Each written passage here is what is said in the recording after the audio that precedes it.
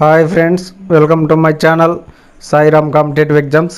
ఇంకా ఛానల్ ఎవరైనా subscribe చేసుకోతే subscribe చేసుకోండి, లైక్ చేయండి, షేర్ చేయండి. హెచ్జిటి పోస్టులకు బీఈడి అభ్యర్థులు అర్హులా? ఏ విధంగా అనుమతిస్తారు? బడి పిల్లలపై ప్రయోగాలు చేస్తామంటే కుదరదు. ప్రభుత్వ నిర్ణయాన్ని ప్రాథమికంగా తప్పుపట్టిన హైకోర్టు.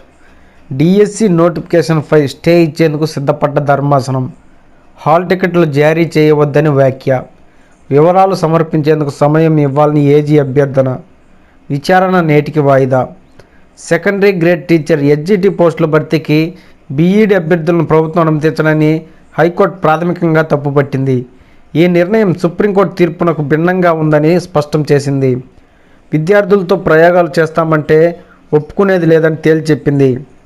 ఒకానొక దశలో డిఎస్సి నోటిఫికేషన్పై స్టే ఇచ్చేందుకు ధర్మాసనం సిద్ధపడింది. హాల్ టికెట్లు జారీ చేయవద్దని వ్యాఖ్యానించింది. అడ్వకేట్ జనరల్ స్పందిస్తూ మధ్యంతర ఉత్తర్వులు ఇవ్వద్దని అభ్యర్థించారు. హాల్ టికెట్లను ఈ నెల 22 నుంచి జారీ చేస్తామన్నారు. ఈ నేపథ్యంలో ప్రభుత్వం తరపున కోర్టుకు వివరాలు సమర్పించేందుకు విచారణను 21కి వాయిదా వేయాలని కోరారు. ఈ మేరకు ధర్మాసనం విచారణ బుధవారానికి వాయిదా వేసింది. హైకోర్టు ప్రధాన న్యాయమూర్తి జస్టిస్ ధర్మాసనం మంగళవారం ఉత్తర్వులు జారీ చేసింది.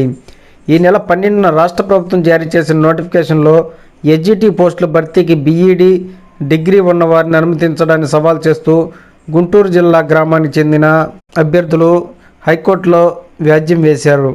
ఇదే విషయాన్ని అద్దంకి చెందిన వ్యక్తి మరో వ్యాజ్యం వేశారు. మంగళవారం జరిగిన విచారణలో పిటిషన్ తరపున సీనియర్ న్యాయవాది వాదనలు వినిపించారు. బీఈడి అభ్యర్థులను అనుమతించడం విద్యా హక్కు చట్టం, సుప్రీంకోర్టు తీర్పు, ఎన్సీఈటీ ఉత్తర్వులకు విరుద్ధమన్నారు. హెచ్జిటిలో 1 నుంచి 5వ తరగతికి బోధన చేస్తున్నారు. DEd diploma in elementary education అర్హత కలిగిన ఉపాధ్యాయులు 1 నుంచి 5వ తరగతి వరకు బోధించడం సబబు అని సుప్రీంకోర్టు తీర్పునిచ్చింది.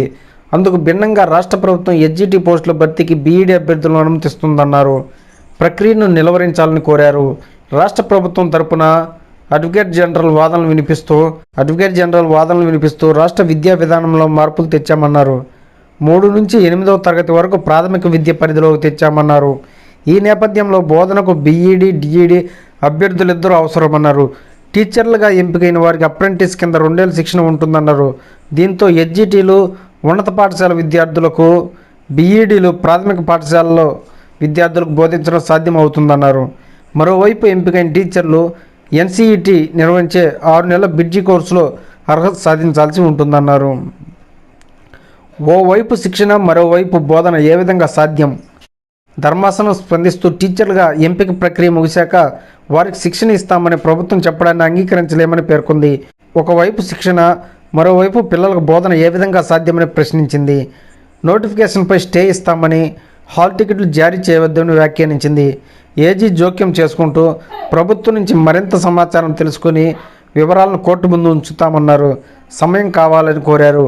పిటిషన్ తరపున సీనియర్ న్యాయవాది స్పందిస్తూ 6 నెలల బ్రిడ్జి కోర్సులో ఉత్తీర్ణత సాధించాలన్న నిబంధన సైతం సుప్రీంకోర్టు గోప్యంగా ఉంచి కోర్టును తప్పుదోవ పట్టిస్తుందన్నారు.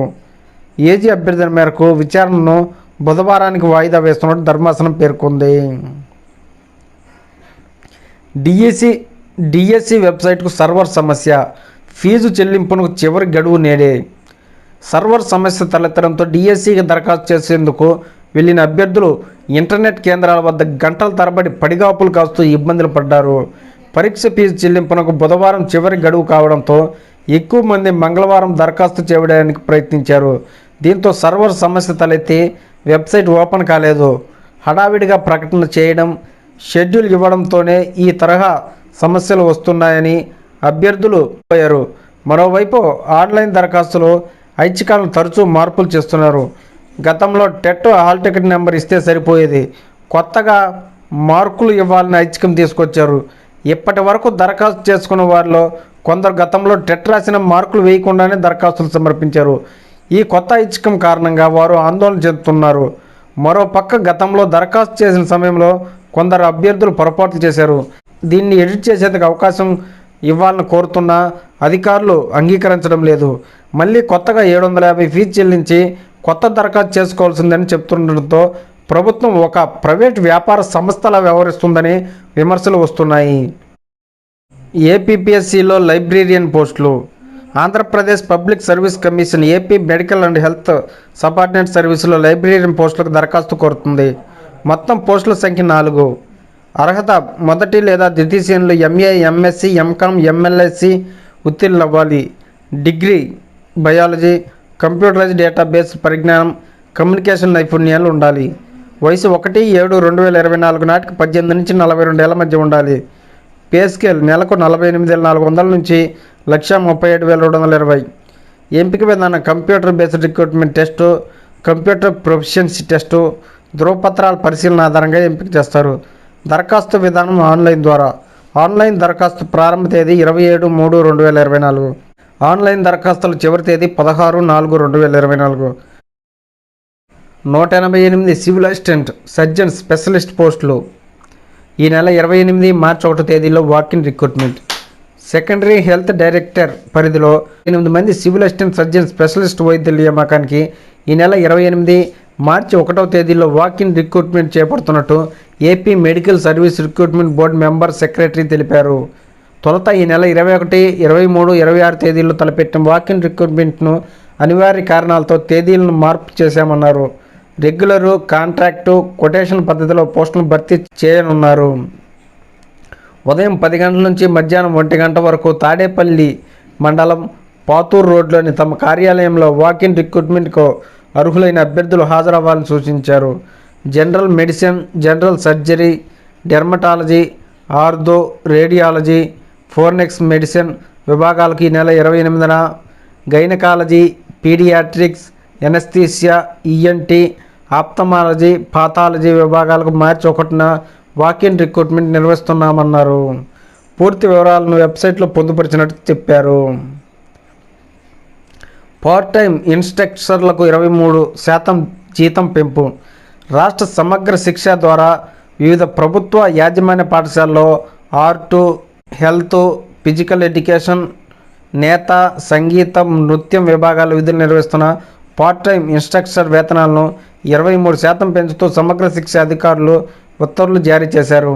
కొంతకాలంగా తమ వేతనాల పెంపు కోసం చేస్తున్న ప్రయత్నాన్ని అర్థం చేసుకుని ఆశలు నెరవేర్చిన సీఎం జగన్కు డాక్టర్లు కృతజ్ఞతలు తెలిపారు. సిబిఎస్ఈ 10th, 12th పరీక్షలు ఇక ఏడాదికి 2 సార్లు. ఏడాదికి ఒకసారి మాత్రమే సిబిఎస్ఈ 10, 12వ తరగతి పరీక్షలు రాస్తున్న విద్యార్థులు కొందరు తీవ్ర పరీక్షల ఒత్తిడికి గురవుతున్న నేపథ్యంలో ఇకపై ఏడాదికి 2 సార్లు ఈ పరీక్ష నిర్వహించాలని కేంద్రం నిర్ణయించింది. ఛత్తీస్గఢ్లోని 211 పాఠశాలను పిఎం శ్రీ పథకం కింద నవీకరించే పథకాన్ని మంగళవారం రాయ్పూర్లో ప్రారంభించిన సందర్భంగా కేంద్ర విద్యాశాఖ మంత్రి ధర్మేంద్ర ప్రధాన్ మాట్లాడారు. నూతన జాతీయ విద్యా విధానంలో భాగంగా విద్యార్థులపై అకాడమిక్ ఒత్తిడిని తగ్గించే లక్ష్యంతో ఇకపై ఏడాదికి 2 సార్లు 10, 12వ తరగతి బోర్డు పరీక్షలు రాయొచ్చు. 2 సార్లు రాస్తే రెండింటి ఫలితాల్లో అధిక స్కోర్ సాధించిన వాటినే లెక్కలోకి తీసుకుంటారు. విద్యార్థులకు మరింతగా ఎగ్జామ్కు సన్నద్ధమయ్యేందుకు సమయం, అవకాశం లభిస్తుంది. వారిపై పరీక్షల ఒత్తిడి సైతం తగ్గుతుంది. 2025-26 విద్యా సంవత్సరం నుంచి దీన్ని అమలు చేస్తాం అని ఆయన అన్నారు. అయితే ఈ బోర్డు పరీక్షలు తొలి దఫా 2024 నవంబర్, డిసెంబర్లో, రెండో దఫా 2025 ఫిబ్రవరి, మార్చిలో జరుగుతాయని కేంద్ర విద్యాశాఖలోని విశ్వసనీయ వర్గాలు వెల్లడించాయి. తాజా నిర్ణయంపై విద్యాశాఖ ఉన్నతాధికారి ఒకరు వివరణ ఇచ్చారు. విద్యార్థి ఒకవేళ మొదటి దఫా పరీక్షలను తాను అద్భుతంగా రాశానని భావిస్తే రెండో దఫాలో పరీక్ష రాయాలా వద్దా అనేది అతని ఇష్టమే. ఖచ్చితంగా రెండోసారి రాసి తీరాలని నిబంధన లేదు అని ఆయన చెప్పారు. నేటి నుంచి సచివాలయ ఉద్యోగుల సర్దుబాటు. ప్రతి వార్డు, గ్రామ సచివాలయాల్లో కనీసం 8 మంది ఉండేలా చర్యలు. 27, 28, 29 తేదీలు సీనియారిటీ ప్రకారం కౌన్సిలింగ్. దాదాపు 5,000 మంది ఉద్యోగుల సర్దుబాటుకు అవకాశం. గ్రామ, వార్డు సచివాలయాల్లో ఉద్యోగుల సర్దుబాటు ప్రక్రియ గురువారం నుంచి ఆరంభం కానుంది. కొద్ది నెలల క్రితం పెద్ద ఎత్తున గ్రామ, వార్డు సచివాలయ ఉద్యోగుల బదిలీలు కొనసాగాయి.